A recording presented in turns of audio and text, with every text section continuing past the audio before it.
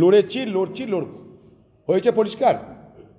কতবার করে বলবে, বাংলায় মুর্শিদাবাদে আমরা হারিয়েছি তৃণমূলকে, একবার নয় বারবার। মালদাতে হারিয়েছি একবার নয় বারবার। আমরা বলছি না সারা বাংলা আমরা দখল করে নেব, কিন্তু বাংলায় যেখানে কংগ্রেস আছে সেখানে কংগ্রেস লড়বে, কংগ্রেস জিতবে। বাংলায় কংগ্রেস লড়ছে, গত 75 বছর লড়েছি আমরা এখানটায়, দেখেছেন? আমরা গুলি খেয়েছি, খুন হয়েছি, তা তো লড়েছি আমরা, তো বাংলায় লড়ছি আমরা।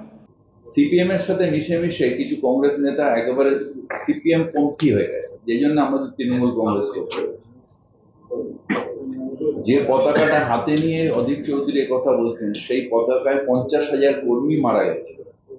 21শে জুলাই যখন সিপিএম এর প্ররোচনায় পুলিশ গুলি চালিয়েছিল, তখন কিন্তু আমরা কংগ্রেস করতাম। হ্যাঁ, কারণ ব্যাপারটা যে যদি কেউ ভুলভাল বকে করবেন কেউ না, উনি আগের থেকে এটাকে ভেস্তে দিতে চাইছেন।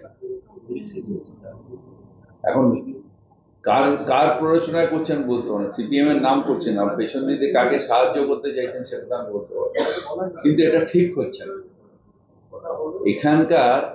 সেই জন্য আজকে অ্যাসেম্বলিতে 0, মমতাকে হারিয়েছি, বিজেপিকে হারিয়েছি। তোমার সবকটা সিট বিজেপির হাতে তুলে দিয়েছো।